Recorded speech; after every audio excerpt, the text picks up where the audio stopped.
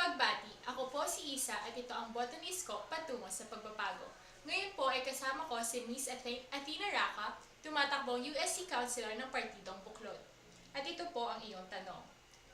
Ayon sa pagsusuri, lubhang maaapektuhan ng mababang bilang ng freshmen dulot ng pambansang implementasyon ng K-12 program ang Textbook Exchange and Rental Center.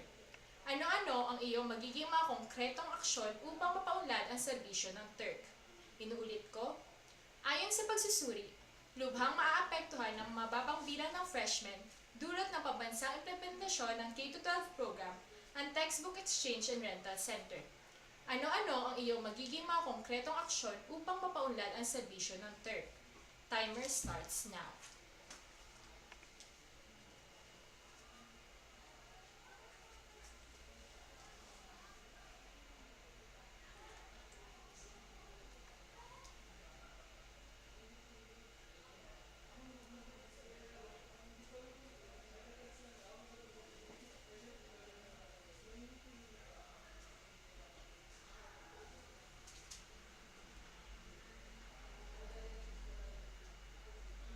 Ayan. Since yung textbooks exchange and rental center ay ginawa for students to be able to afford yung mga books na kinakailangan nila with their degree programs, yung mga requirements na kailangan nilang basahin, I think yung pagkakaroon ng maunting freshman, kailangan natin ng mas maayos na info dissemination para lang, hindi lang naman kasi freshmen ang gagamit ng mga libro na maaari natin i-read from TURC.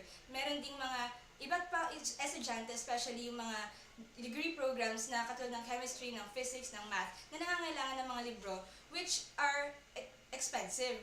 Hindi lang freshman ang gagamit ng mga libro sa TURC, kaya I think yung proper information dissemination lang, yung kailangan natin, unang-una natin kailangan gawin para malaman ng mas malawak na, mas maraming mga estudyante na meron tayong TURC, na meron tayong mga available resources na mas affordable para sa kanila. Yun lamang po. Maraming salamat.